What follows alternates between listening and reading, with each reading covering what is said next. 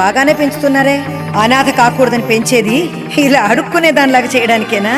వేన్నీళ్ళకి చన్నీళ్లు తోడన్నట్టు మీ ముష్టి ఉద్యోగి జీతానికి దాని ముష్టి డబ్బులు కూడా తోడైతేనే కాస్త కడుపు నిండా తినొచ్చు. ఈ కుంటి గుడ్డి మూగా చెవుడు ఇలాంటి వాళ్ళంటే నాకు అసహ్యం. I hate them. నా కన్నబిడ్డ పుట్టు గుడ్డిదని తెలియగానే దాన్ని కోర్టు మెట్ల మీద వదిలేసిన దాన్ని.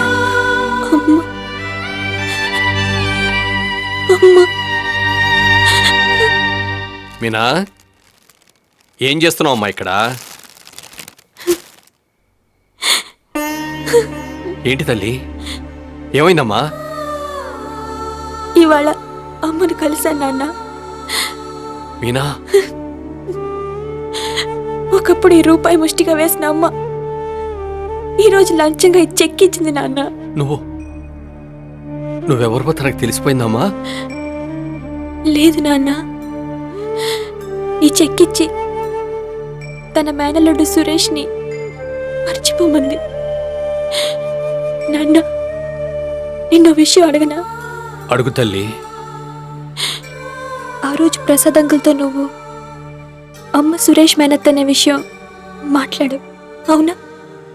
అవునమ్మా, నాకు ఆ రోజే తెలిసింది. ఆ నిజం నీకు తెలిస్తే నువ్వు బాధపడతావని నీకు చెప్పలేదు. ఇప్పుడు నాకు ఆ నిజం తెలిసింది నాన్న. ఇప్పుడు నేను అనుకునేదేంటో తెలుసా? చెప్పమ్మా.